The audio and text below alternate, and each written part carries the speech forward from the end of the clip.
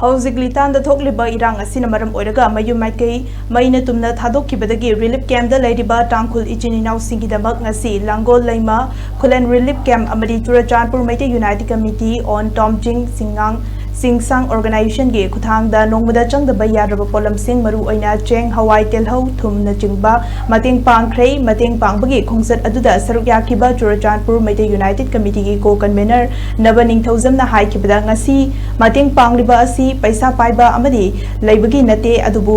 yum mai thadokkhibadagi leifam leitraba singna awaba mayoknariba si IDB ekhoi isa hana thokiba amadi masigi awaba khangbadagi hauzik litan gi thodokta awaba mayoknariba singidamak angamba kharada oirabasu mateng oinaba haiduna polam sing asi mateng pangbani haina phongdokhe Churachandpur ge akoi gi Meitei gi likai he ai su phajana khange ai Churachandpur da posting oina lerame ai isa je aduna 92 93 naga kuki gi irang matam do eleramane aduna ai madu du khra mara ai koi bachale sum koina kaukhiba he batare aduna ai hoji si khun asige tholok singe ahan ama oina irang tholga hoji magi relief candle leibisi da mateng oina cheng hawai alu thum yam mateng pangbase ai haye relief camp da shu akoi ge tomching ge area ge committee una ba kan shu ai phajana tamgani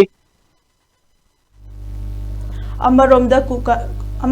khunja amana phongdorakpada litan da thokliba irang asida awaba mayoknariba miyamgidamak ngasi mateng pangba lakpa asi yamna nungaiba fawi masina Meitei ga tangkhul ani gi marakta leinariba mari adu mayek sengna takli tangkhul gi echil enao singna mayoknariba awaba asisu khangbibaga loinana mateng pangbirakpada thagatpa phongdokhe